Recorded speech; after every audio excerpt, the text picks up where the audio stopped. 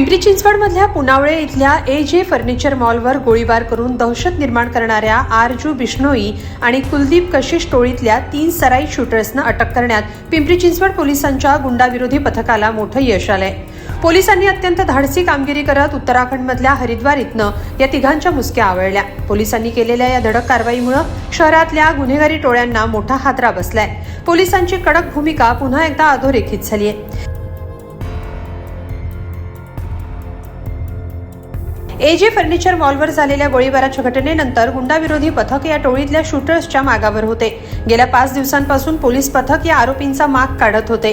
पोलिसांनी मध्य प्रदेश, पंजाब, हरियाणा मार्गे थेट उत्तराखंड असा 5 दिवसात विविध राज्यात थरारक पाठलाग केला।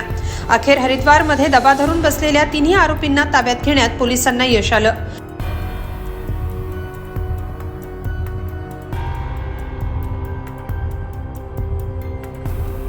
प्रवीण राम निवास, पंकज राठी आणि सागर पाल अशी अटक करण्यात आलेल्या 3 शूटर्सची नावं आहेत। पोलिसांनी दिलेल्या माहितीनुसार पुनावळे इथल्या AJ फर्निचर मॉलचे भागीदार अशोक नईन बिश्नोई यांना 7 मे रोजी एका अज्ञात व्यक्तीकडून धमकीचा फोन आला होता। फोनवरून त्यांच्याकडे 2 कोटी रुपयांची खंडणी मागण्यात आली होती। मात्र अशोक नईन यांनी ही खंडणी द्यायला स्पष्ट नकार दिला। याचाच राग मनात धरून आणि परिसरात स्वतःची दहशत निर्माण करण्याच्या उद्देशानं शुक्रवारी रात्री या शूटर्सनी मॉलवर 2 पिस्तुलातून 5 ते 6 राऊंड गोळ्या झाडल्या। गोळीबारानंतर बिश्नोई टोळीनं सोशल मीडियावर एक पोस्ट शेअर केली। यामध्ये अशोक नईन यांचा MD ड्रग्ज आणि हवाला व्यवसायात सहभाग असल्याचा दावा करत हा गोळीबार केल्याचं म्हटलं।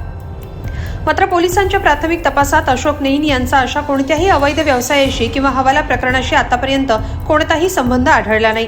केवळ खंडणी वसूल करण्यासाठी आणि दिशाभूल करण्यासाठी टोळीकडून हा खोटा दावा करण्यात आला। या टोळीनं AJ फर्निचर प्रमाणेच वीर फर्निचरकडेही तब्बल 5 कोटी रुपयांच्या खंडणीची मागणी केली होती, अशी माहिती तपासातून समोर आली। अटक करण्यात आलेले शूटर्स हे आरजू बिश्नोई आणि कुलदीप कशिश यांच्या टोळीचे सदस्य आहेत।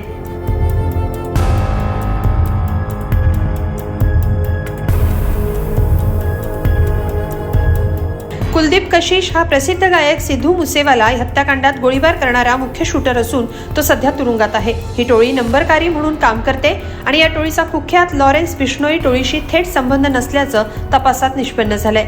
महाराष्ट्रात या टोळीसाठी शुभम लोणकर नावाचा व्यक्ती काम करतो। पोलीस सध्या त्याचा कसून शोध घेत आहेत। या कारवाईमुळे पिंपरी चिंचवड पोलिसांचं सर्वत्र कौतुक होत आहे। शगुप्ता शेख, लोकमत.com, पुणे।